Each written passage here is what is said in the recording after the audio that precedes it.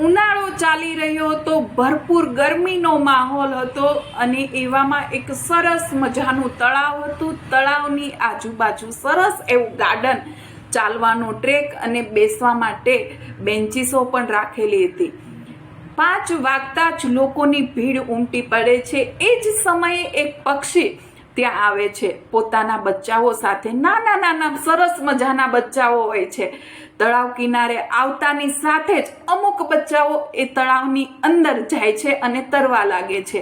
પરંતુ એક બચ્ચું છે એ બહુ જ ડરતું હોય છે, ભયભીત થઈ ગયેલું હોય છે. એમની માતા એમને ધક્કો મારે છે. ધક્કો મારતા જ એ બચ્ચું તરવાની જગ્યાએ ડૂબવા લાગે છે અને માંડ બચીને ફરી કિનારે આવી જાય છે.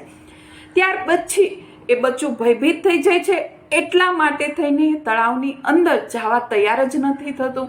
માતા જેવો એ બચ્ચાને ધક્કો મારે, બચ્ચું ફરી કિનારે આવી જાય પાણીની અંદરથી. આવું વારંવાર પ્રક્રિયા ચાલતી હોય છે. ત્યાં ચાલતા લોકોની નજર એ બચ્ચા અને એ પક્ષી ઉપર પડે છે.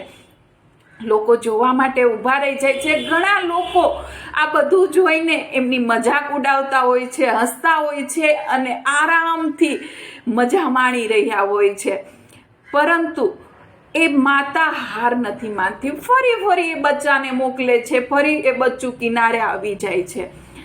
અંતે આખરે એ બચ્ચું વારંવાર તળાવની અંદર પડવાથી એ તરતા શીખી જાય છે. આપણી જિંદગીની અંદર પણ કંઈક આવું જ થઈ રહ્યું છે. આપણે વારે હાર માની લઈએ છીએ અને હાર માનતાની સાથે ક્યારેક આપણે કોશિશ કરવાનું જ બંધ કરી દઈએ છીએ. પરંતુ આપણે વારે કોશિશ કરશું ને તો ચોક્કસ આપણી જીત થશે. જેમ એ બચ્ચાની જીત થઈ, ત્યાં ઉભેલા જે લોકો હસતા હતા એ બચ્ચું તરતા આખરે શીખી ગયો એટલે લોકો એમને માટે ક્લેપિંગ કરવા માંડ્યા, તાળીઓ વગાડવા માંડ્યા.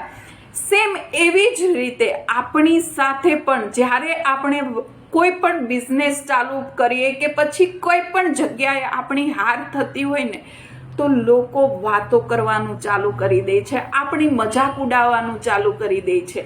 પરંતુ આપણે ગભરાયા વગર, આપણે હાર માન્યા વગર જો સતત કોશિશ કરતા રહેશું ને તો એક દિવસે આપણી જીત નિશ્ચિત છે. આપણે ચોક્કસપણે જીતી જશું અને જે લોકો આપણી ઉપર હસતા હતા ને એ જ લોકો આખરે આપણા માટે થઈને તાળીઓ વગાડશે, આપણી સાથે સંબંધો બાંધવાની કોશિશ કરશે અને આપણી પાસે આવીને મદદ પણ ક્યારેક માગશે તો ક્યારેક આપણી વાહવાહી પણ કરશે.